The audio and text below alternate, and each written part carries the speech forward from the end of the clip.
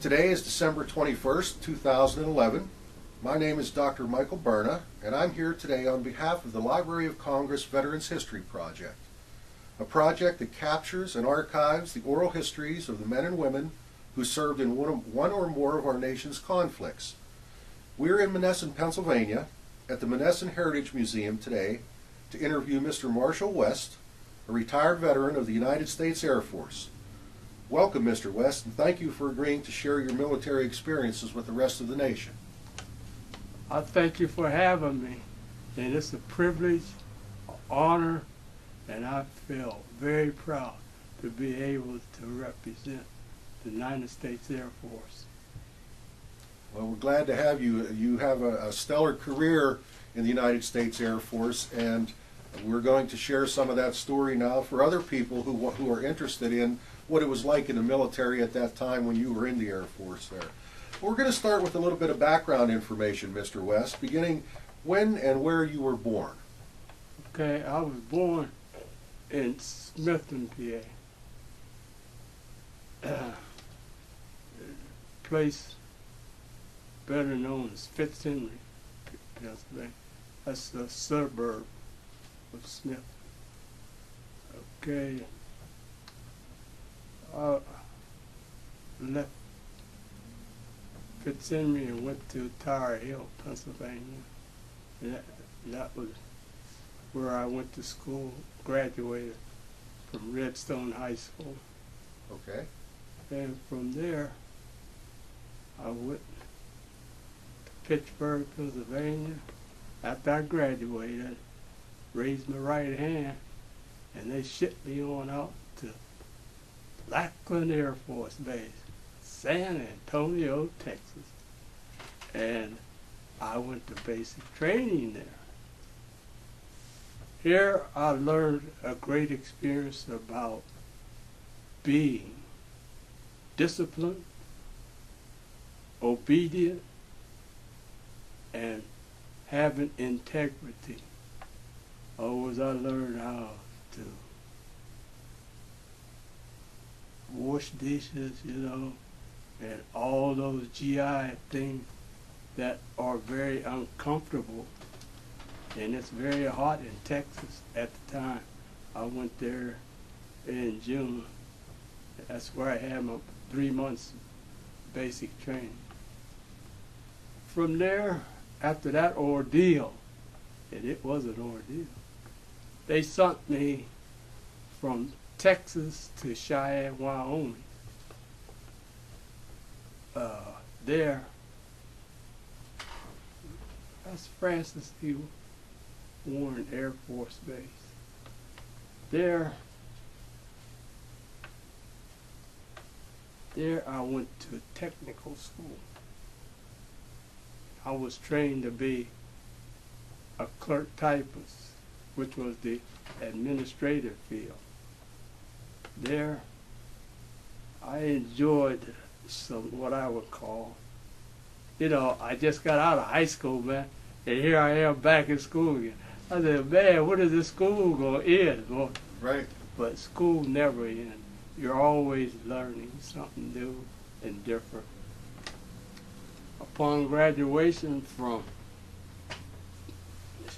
school, I was given orders to go to Puerto Rico, land of paradise. And there, I really enjoyed myself. First time I ever flew on an airplane, C-47, 2-engine plane, man. And I tell you what, that was an experience of a lifetime. I never was in an airplane before. And it was a jolly, jolly good ride. Once in Puerto Rico, I found the people to be very loving, very kind, and very good people, real nice people. And I stayed there for 22 months. And then I was shipped to Topeka, Kansas. Well, let's stop right there for a minute, Mr. West, and let's go back to the reason why did you enlist at that time? What made you decide to go to the military? Okay, here's the deal. I had three choices when I was a kid.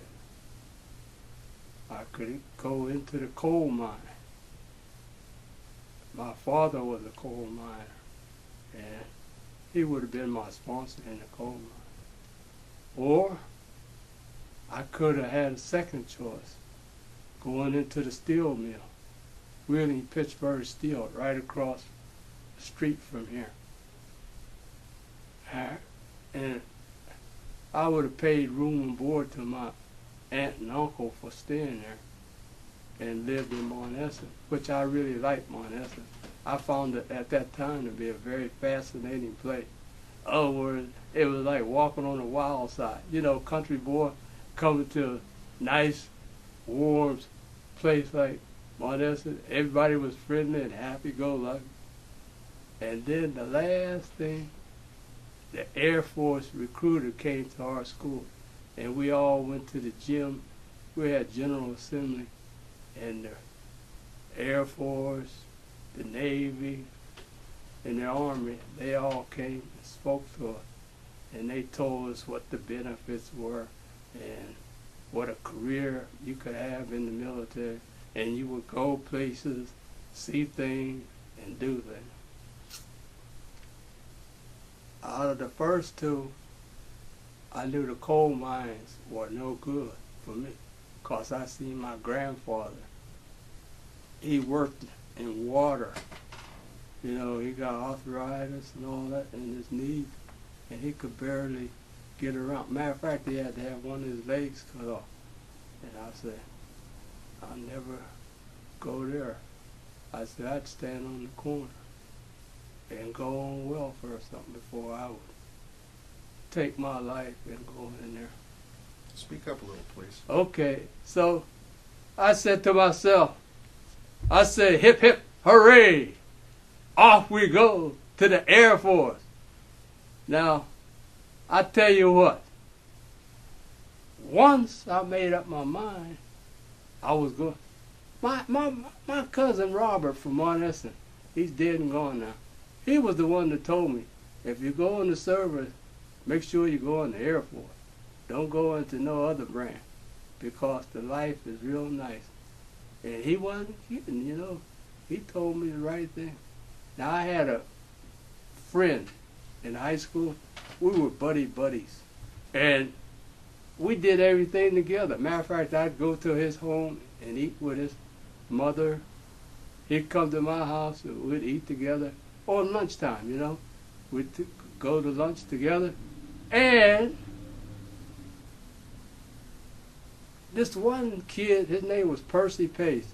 He says, matter of fact, he was a class president of the club, George Washington Carver Club. And he says to all us blacks, you know, he said, we're going to go to the Army. And I said, I'm not going to the Army. I'm going to the Air Force. I said, hey, George, you come go with me. And George, they persuaded him to go into the Army with them. So I goes off, you know, to the Air Force. None of my classmates went with me. In other words, we all departed as friends with a good understanding. But I had made up my mind I was going to listen to my cousin Robert go to the Air Force. So like I said, once I went there and was living the life of Riley, going down to the beach, man, you know, and swimming pools. I ain't never seen, you know, never swam in a real beautiful swimming pool like they had on the base, you know.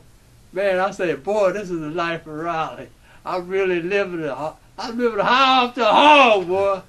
So, man, those 22 months, they went by real fast. And I tell you what, I love the Puerto Rican people because they got a heart, and I tell you what, they don't mind sharing it. So, there I am in Topeka, Kansas. And the thing that started getting to me was homesickness. I never got leave. Like usually you get 30-day leave, and I didn't get it because they lost my records, my Air Force records. They lost, so I couldn't go on leave.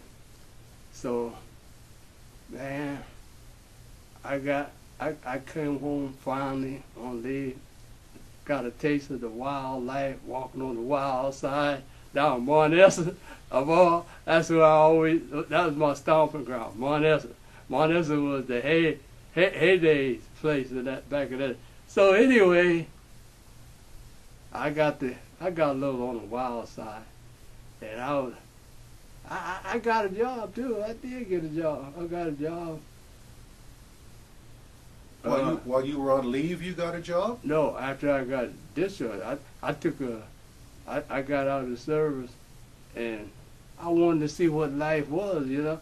I'd never been, you know, able to enjoy civilian life, and I wanted the taste of it, and it was exciting. But the idea, I didn't have a job, man, you know. Oh, a job was just like today, hard to find. So anyway, they gave me this job down on the breaking copper off of those trolley tracks. Oh, that was quite a... Oh, I was used to sit behind the desk, man. You know, nice and warm, comfortable. And man, I was out there freezing, man, with this here sledgehammer, man. I said, wow. But I was going to endure because I got laid off from there and got unemployment. And I said, oh, what my mind told me was just have a good time, you know. And that's what I was having. It was a good time, wild time, walking on the wild side. And my grandfather, he heard about me being wild, and he came down to my mother's house, and he cried. And I knew in my heart of hearts that he was right and I was wrong, because it wasn't good to be out there all times of night, carousing, wildness. So I cried, and my grandfather cried. And I said, I'm going back in the Air Force. So I talked to my cousin again, Robert, and he said, well, if you go back, I'll go back. So he came back too. And we met up at Wright-Patterson Air Force Base, right there, Dayton, Ohio. Now you were in Puerto Rico for 22 months. Right. And then you were in Kansas after that for how much longer? I stayed there around, I'd say I stayed in Kansas anywhere about a year. I stayed there, based on the fact that it was during the Korean conflict. So after the war was over, if you wanted to, you could get out. So I said, I'm getting out of here. I'm going to enjoy civilian life. And that's what I did. Yeah, I went out there and, you know, everything was something. Montessa used to be a town. You wouldn't know Montessa now compared to what it was back in the heyday. Right, back when the mill was running. Right. Sure. It was booming, man. Right. And I was enjoying it because, like I say, country boy, man, exposed to all this here atmosphere. Couldn't beat it with a stick, man. So, I tell you what, I went back, raised my right hand again, and they shipped me down to Wright-Patterson Air Force. And about, I'd say 3 or 4 weeks, my cousin came, Robert. So I felt good because I had a blood relative with me. When you were in Puerto Rico and in Kansas first, what did you learn Were you learning to fly back then? No. I was administrative personnel. Okay. All I did was shuffle papers, did the filing, did the typing, make up rosters, duty rosters, so forth and so on. Everything pertaining to administration, I was in on it. Okay. So then you went back and you were re-enlisted and you were with Robert now, and you went... but I didn't tell you one part. Okay. One part I didn't tell you. Yes. It's about my friend George. Like I said, we were like brothers. We were tight. And I told him, I practically begged him to come with me.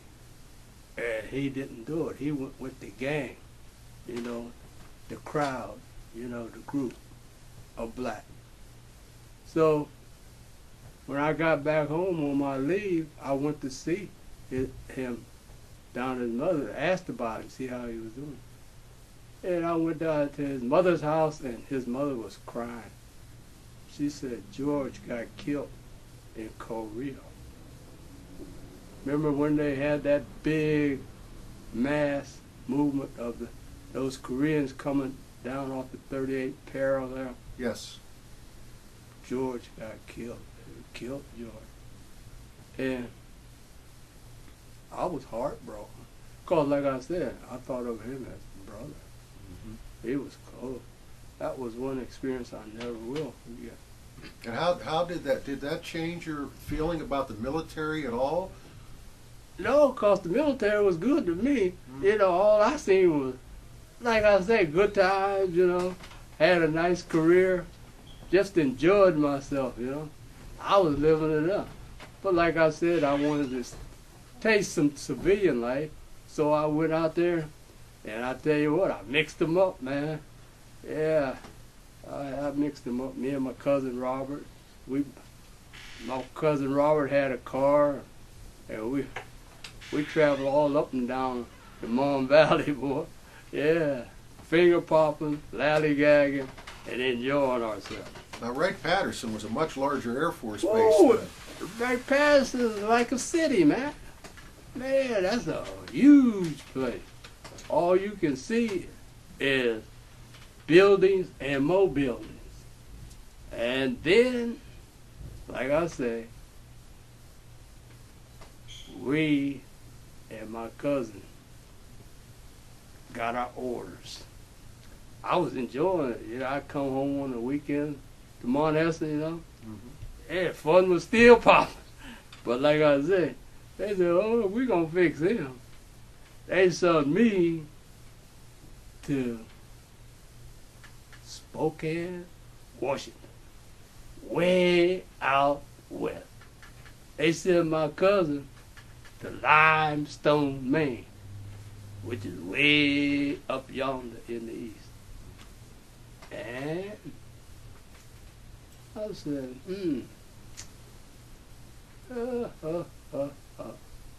I'm going to try to make the best of this. And I did. I enjoyed Spokane, Washington. The weather was nice. And the people were nice, So like I said, I was moving on. And you were doing administrative work in Spokane also? Oh yeah, that was my career field. Okay. Oh, I enjoyed it because I worked 8 to 5. I ain't had all that, working shifts, Right. And and trying to keep over the schedule and like to me, I told myself, you're living a good life, man. It's just like a person going to work at an office, 5 days a week, 8 to 5, and that's the way I looked at that. I figured I was real fortunate, I figured I was enjoying the goodness of life. So here I am up in Spokane, Washington. Yes, indeed. Yes, indeed. So once I was at Spokane, Washington, they sent me back Francis C. Warren Air Force Base, Cheyenne, Wyoming, for administrative supervisor. This is where you're over people in the administrative field. Was this the first time you had people working under you? Oh no, usually in the office I would have, like we'd have a section, section of people, and different things. But the idea was, this was to give you the authority once you graduated from that school. And that, I said, here I am, back again, man, in this school. I said, goodness, when am I going to ever get out of school? I said, man, I don't never want to see no more school. That's what I said to myself. And, well, anyway, time went on. As time goes on, and I got out of there. And from there, I go back to my base, which is Spokane, Washington. And I get some orders. Well, I'll tell you about something else too. When I fell in love with that beautiful woman right there. I fell in love with that woman, boy. And I wanted to marry her in the worst sort of way. Oh, like I say, she was the apple in my eye, boy. My dream, man. Boy. And I tell you what, I asked her to marry me. And she said, all right. So I had to go by her mother and tell her, which I know her mother wasn't happy. But I tell you what, I was real happy.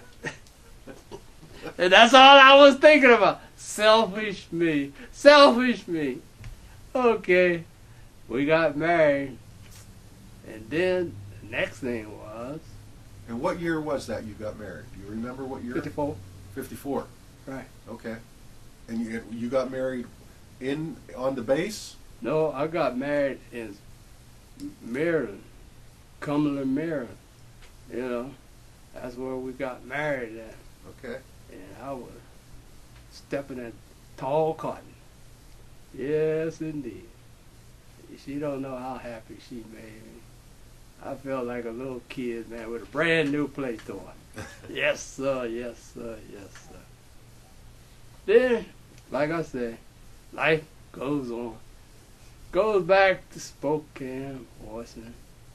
And then they told me they had orders for me to go to Fontainebleau, France. I said, boy, this is a honey deal. Me and my wife, we're going to go to France. Next thing I know, they canceled my order to go to France. And they said, you're going to Japan. So here I go to Japan. Goes to Japan to Shiroi Air Force Base. And, I heard some pretty mean and nasty things about the Japanese, due to the fact that we was in the Second World War, then the Korean War that I told you about.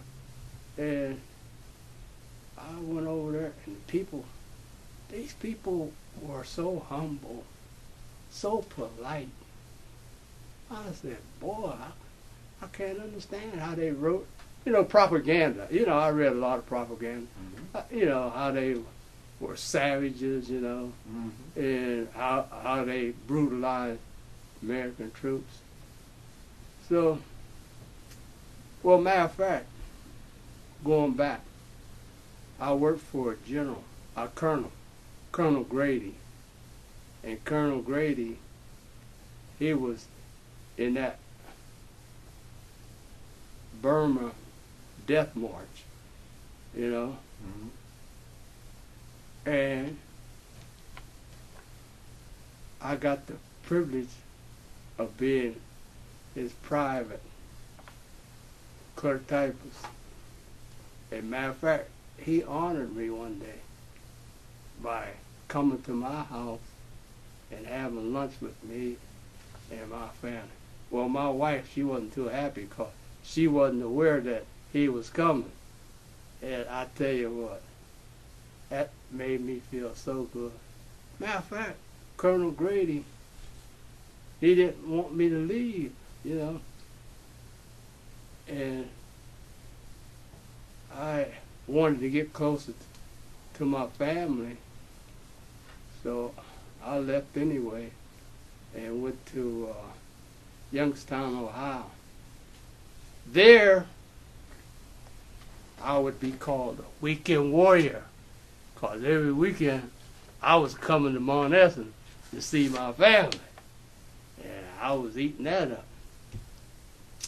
But like I say, life goes on, and I was carrying on. Did Colonel Grady ever share any of his experience with the Burma Death March with you? No, Never talked about it. no. Colonel Grady, he treated me like a son. In other words, he would give me his car, which was an Oldsmobile, which was a fast-moving machine. I didn't know it almost. I had to reckon that thing. In other words, he said, Sergeant West, I need you to go to the commissary. That's the food store where we buy our food at, and get this list. Man, I would be enjoying that. Cause, you know, get out, you know, out and about, enjoy that. But, like I said, I wanted to be close to my family. And traveling from Maryland was a lot worse than traveling from Youngstown, Ohio. So here we go. I'm back in the saddle again. Well, let's see. What do we got? We got the Shiroi Air Force Base. We're in Youngstown now. Okay. I left Youngstown and went to Shiroi Air Force Base. And from there, I went to Suitland Hall, Maryland, which wasn't a base. It was just like an in-transit place where you go, you know, till you get reassigned. From there, I was stationed at Fort George G. Meade, Maryland. And I had my wife, and I'll tell you what, it was real nice. I enjoyed myself. Did you live on the base or off the base? We lived on the base at Fort George G. Meade, Maryland. Lived in base housing, you know. Yeah. Was the housing good? Yeah, my wife, boy, she keeps a beautiful house. Matter of fact, she's one of the best housekeepers I ever seen. My mother was good too. Like I say, my wife is one of the best. One of the best. So, moving right along. Youngstown. Went from there to Eglin Air Force Base in Pensacola, Florida. There I experienced a good life because I got to be a little kid again, playing softball. I love to play softball. And I got to see how some people, underprivileged, see a mighty hard way to go in America.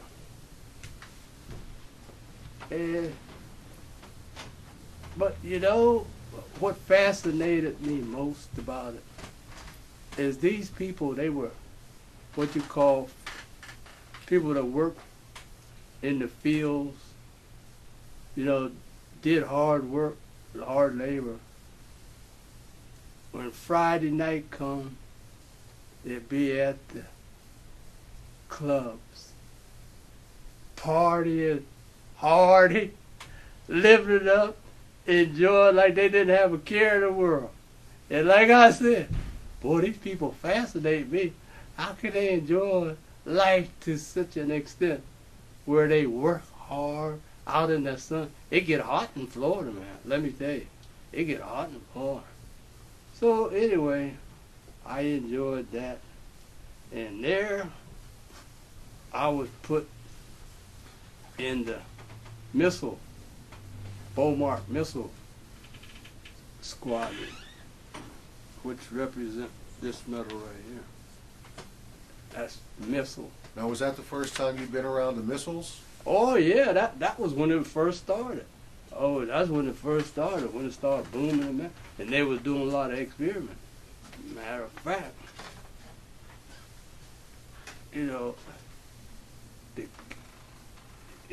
it was such a thing as we got rated real high, as far as a mission was concerned. The missile squadron was it. Okay, after the... Well, what was the missiles now? These missiles were, what kind of missiles were these? Big old things that the people be shooting from those holes in the ground. They got tunnels down there, and they got them all set up. And they have 2 men. It's a 2-man system, the buddy system. In case somebody go crazy or want to do something stupid, the other guy can keep the other one in check. But that was an experience of a lifetime, boy. Yeah, and did they actually fire the missiles there, or were they just building them and keeping them for protection? Right, they were just building. Oh, they had all these scientific operations going on as far as improving, making it more powerful, more dangerous. I said, man, boy, this is enough to, kill up a whole lot of people. Mm-hmm. But nevertheless, that's war, and that's the way things goes. And what year was that? What was going on in the world at that time? Well, at that time, we had the Cuban crisis, and we had, I forget what his name is, over in Russia, talking big talk. And what it led up to was a controversy between him and the president.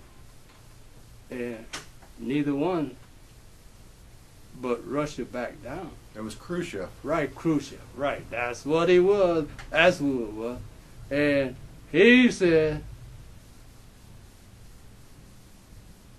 Kennedy said, you move all those missiles out of Cuba, or else we're going to go to war. And he politely did it, which I was very happy he did. Because I tell you what, that meant that I had to go, after I worked on my regular job, had to go on 4 hours sentry duty, and that wasn't no fun. Walking around these buildings, with a gun. So anyway, got past that ordeal, moving right along. I spent around 4 years at McGuire Air Force Base, which was a great family, meshing, we got to learn, my wife learned how to drive, man, which was a great relief. She learned how to drive from McGuire over to Philadelphia all by herself, man. I say, go girl. Proud of you, man. Yeah, so, in case I got, had to go off and leave her home, she wouldn't have to be dependent on her. She could drive herself and do things for herself and the kids. So, here we go. Where we at now? We're over there. They said, West, we're sending you to Turkey. Izmir, Turkey. I said, I ain't know nothing about Islam, but I'm willing to find out. And my wife, she's a little hesitant about going. I said, well, babe, to make me happy, you got to go. So she packed up her rags, and my uncle, he took us to the airport, got on the plane, and went on to Izmir, Turkey. Yes, sir, buddy. And I'll tell you what, I enjoyed a good life in Turkey. I enjoyed the people, even though I didn't understand their ways, their customs, their language, but I enjoyed them. And my wife even had a maid over there, man. She ain't had to do it. All she had to do was sit back, relax, and enjoy. Is dot, dot, dot, dot, dot. She was treated like a queen. Matter of fact, she got a job working at the NCO club as a cashier. And that was a great experience too. Real helpful in later years in life. Helpful in what way? Financially. Okay. Money is tight, in the military. At least it was for me when I was there. And every little bit counts. Plus, we like to go home to Monessa, Because her family was there, my family was there, and it was just like a family affair. On the weekend, we just enjoyed each other. Now, what was your rank at this time? You had been moving up through the ranks. Yeah, I got the staff sergeant. You were at staff sergeant. And froze like an icicle. Oh, man, that was a low blow. But I weighed the good against the bad. I said, at that time, to keep people in the service, they allowed you to cross-train into another field, one that would be more productive to your benefit of getting promoted.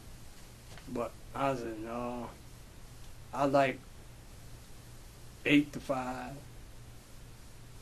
being with my wife and family, going different places. And we did a whole lot of nice things. We used to go down to Atlantic City, go to the beaches, Asbury Park, all those amusement parks. All this was fun, and everybody enjoyed it. My wife, she'd make up a big picnic basket, and off we go in my old Pontiac, man, chickadee chuckadee, chickadee chuckadee, chickadee chuckadee, going right along, just as happy. All of us just, there's 5 of us. 4. Yeah, my other baby wasn't yet with us, so there was 4 of my kids, and me and my wife. That made 6 of them. Man, we were just like 2 gypsies running around. So it was a fun life up until that point. Okay, I come back to Wright-Patterson again. From after leaving Turkey, come back to Wright-Patterson. There, I was put in this outfit. Excuse me.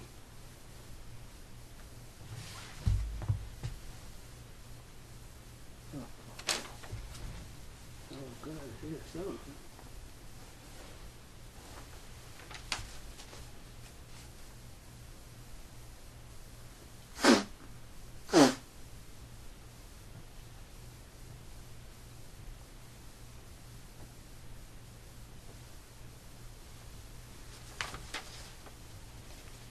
I'm back at Wright-Patterson again. Oh, yeah. I had around 2 more years left to go in the service.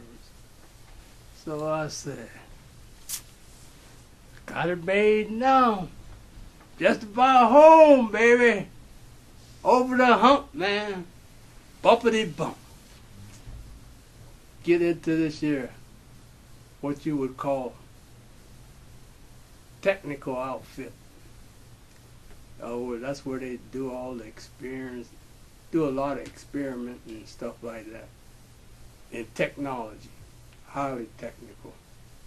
Have the Air Force Museum right down where we live, right over the hill from where we live. Oh, all about the Air Force. They show it to you at this museum.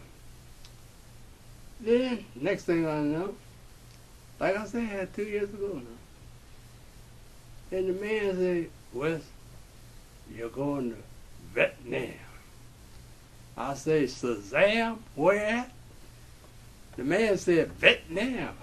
I said, Vietnam. I said, nah, I only got 2 years to go, man. Look like they give a brother a break, man. It look like they say, oh, we're gonna take it easy on you. Vietnam. That's where I light up. Went to Vietnam, and I sort of found out that you can never be too careful in a war zone. And the reason I'm saying that is a lot of these Vietnamese were Vietcong. Or they could be on the base, houseboys, cleaning up your bed and thing. And at night, something else changed. Matter of fact, they'd be out to kill you. Now, when I got there, they showed me about foxholes, Now, if there's any mortar, mortar is like a cannon. Or somebody's shooting at you, and they trying to kill you. So, I found out where the foxhole was, and I said, let me figure this out, where I have to use some sense and smartness. Now, they had hotels where you could live. Like the Hilton Hotel, stuff like that. They had them over in Vietnam. But they also had easy access to you. And anything could happen. So I decided to stay on the base myself, because it was safe on the base. Remember that. It was safe on the base. So I decided to stay right there and, just bide my time and say adios, when it was over. Well, I tell you, this one individual, he was making fun of me because I was scared to move off the base. Yeah, he loud talked me, he was talking. Guess what? The building that he was in, they set one of them bombs off it. They can't. He said, he come flying back to the base telling me, I want a bunk on the base. I said, no, you the one was up here loud talking me, talking about, why I didn't go, off the base. Well, anyway, I gave him a room because he was definitely scared, because he had a wife and some kids. So got that settled down. Next thing, I enjoyed Vietnam because it gave me an experience about warfare. Warfare is no good. It's no good. And the reason I say that is a lot of innocent people get killed. A lot of innocent little kids, civilians, their life isn't worth nothing. And all they say is, in the line of duty. That's a shame to see people killed. And I got over there right after Tet. Did you remember the Tet offense? Yes, Tet Offensive. Mm-hmm. Right. That's when right after that, that's when I arrived. And let me tell you, some of the atrocity that I seen, it was more than you would think that human beings would do. You know, they talk about the Geneva Convention, that you shouldn't do this and you oughtn't do that and this, that. Man, them people do anything, man. You know, they kill you and think nothing about it. So, like I said, life goes on. They sent me some orders. Well, I had become the coach of the softball team and the football team, flag football, not where they tackle you and all that, Right. but it's flag football. And they honored me by letting me be the coach of them. And that was one thing that I really liked, man. I liked that war. And then my orders come. And the order said, Cheyenne, Wyoming. Now, you know I don't like Cheyenne, Wyoming. I done been there 2 times already. So, I wrote my wife and I said, what should I do? What should I do? She said, do what you want to do. So you were in Vietnam for how long? 12 long months. And your wife wasn't with you. She was back. No, back man, yeah. I wouldn't want my wife over there. Boy, something bad could happen to her. No, surely. Well, no. Even if I wanted her, I wouldn't have her go there. No. So anyway, I tell you what, the Vietnamese started, they started killing up folks, what I would call very rampantly. This one guy, he had about less than a month to go. And he was getting on the shuttle bus. That's how you get back and forth to the base from downtown. They have shuttle. Now, this guy was on one of them little motorcycles, and he goes past the bus and drops the bomb and kills this guy. He had less than a month to go. And kaboom!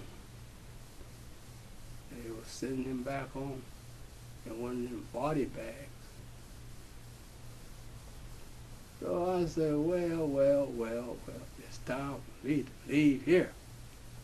So I took my orders. They tried to tell me, they tried to say, sorry, West, don't leave. Stay here. You know how you like to coach football and softball. I said, I like it, but I like living a lot better. So I come back, goes to Cheyenne, Wyoming, and I'm still carrying around these 4 stripes on my arm. All right. I didn't like that, but I figure I won't end up with 4 stripes. But God made a way. Last promotion that I was eligible Well, first of all, I changed my career field. I became a flight facilities control manager. Yeah, I was stepping in a tall cotton. Yes, indeed. You work, when I first started this job, you work 4 days, off 8 days. And man, I was figuring all this out, man. Blip, blip, blip, blip, blip, blip. Man, I tell you what, I'll be out of here before I know it. Then they cut it down to you work 3 days, you're off 6 days. I said, well, that still ain't bad. I still got the upper hand. All I have to do is just look ahead, look ahead. And that's what I did. I looked ahead. Yeah, but my wife, she's enjoying. She loves Cheyenne. Cheyenne. She loves that place, man. Other words, we had a real nice neighbor. Worthy was his name, Sergeant Worthy. And we'd have picnics, and we'd, enjoy. We'd play cards together, and we just enjoyed each other. I lucked out. God bless me. And I got promoted to tech sergeant. See him? 1, 2, 3, 4, 5. Not an easy thing to do either. You got that right. You are so right. You are so right, my good man. So, I get promoted, and then they ask me, now that you made tech sergeant, don't you want to stay in? I said, thanks but no thanks. I want out. My wife, she wanted me to stay in. But I said, I'm getting out of here while the getting is good. So I packed up my little rags. We come on back to Monessen.